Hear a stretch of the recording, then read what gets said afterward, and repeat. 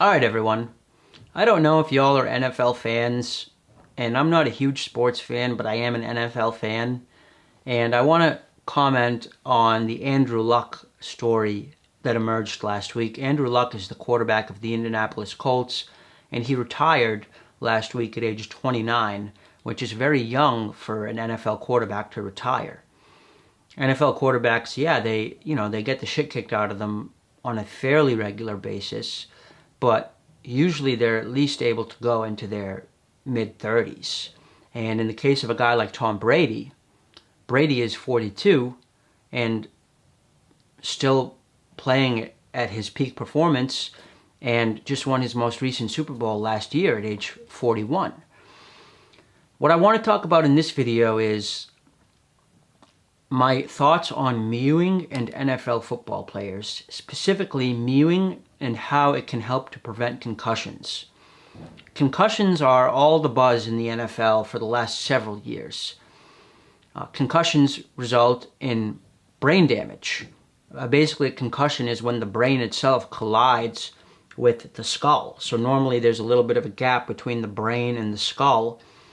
And when the head is hit so hard that the brain actually collides with the skull, then you have a concussion. And if you have enough of those, then you start to do some serious damage.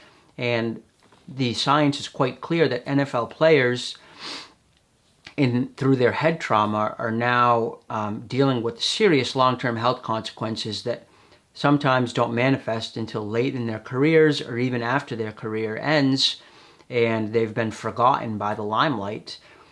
But now they're vegging out with chronic headache conditions or depression and other issues that result from these chronic concussions that they experience throughout their careers. What does mewing have to do with concussions? Well, I think that when you're mewing, your neck is very solid, it's very rigid.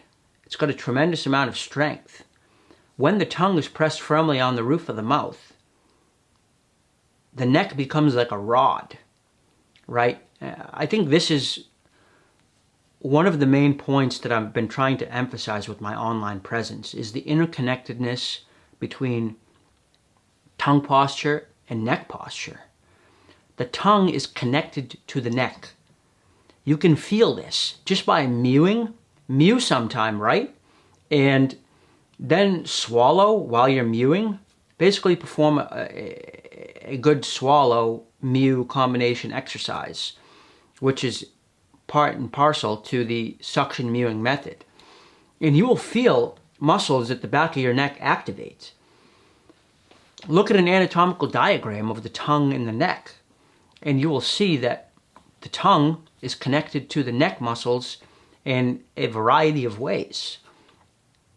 The point being, neck posture, neck strength, neck integrity is intricately connected to the tongue posture.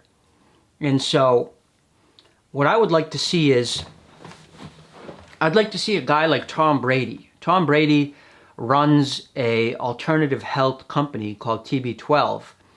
In addition to being a quarterback, he runs this side business where he uses medical ideas and training methods that are not really Western medicine conventional. I would like to see Tom Brady get woke to the importance of tongue posture in the prevention of concussions. I think that a lot of NFL players could probably benefit from some type of maxillary expansion with an appliance like MSE to widen out that maxilla. I know most NFL players already have a wide enough maxilla to keep their tongue up on the roof of their mouth, and that's why they're there in the first place, because they can breathe well and because they have strong necks and strong bodies, and that's in large part due to their well-developed craniums. But I think a lot of guys probably start to get lazy with their tongue posture at some point during their career, and it starts resulting in a greater amount of neck weakness and therefore concussion frequency.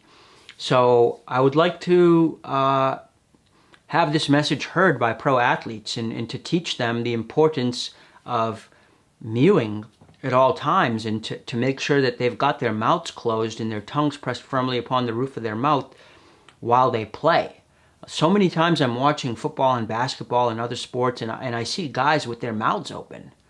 And I'm thinking to myself, how the hell did this guy even get here if he's got this open mouth breathing posture? It's silly. It looks so weak and flimsy to me, and I wish I could just tell them the importance of proper tongue posture. And so, to bring this full circle and to wrap up, the injury-ridden Andrew Luck just made me think of injury throughout the NFL. And I think the worst of those injuries is concussion.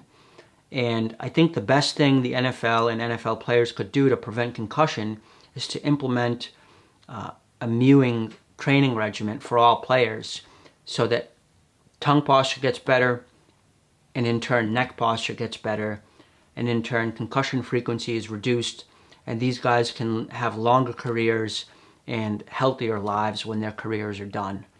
So that's about all for now. Peace out.